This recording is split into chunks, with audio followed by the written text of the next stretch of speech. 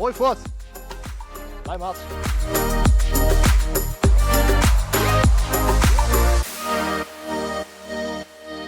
Wereldkampioen café roken. Dat is bijzonder. Ja, hier staat ooit verjet. Ik net. Nou, dan krijg je 3 gram tabak, dan krijg je de peper, dan krijg je 12 lucifers en dan krijg je 12 lucifers en de stamper, en de peperstamper. En dan is het sport om op zo'n lang mogelijk aan het praten gaan. En je bent alvast even aan het oefenen, of net? Ik rook altijd peper, ja, al vanaf mijn 8e. Wat is het geheim?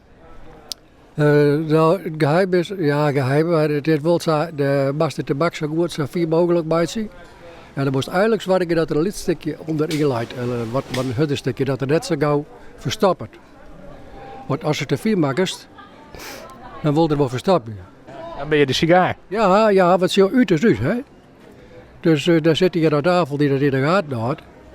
En uit is uit. Als de beste, dat 6 bedrijf jaar 100 bas is dat te roken.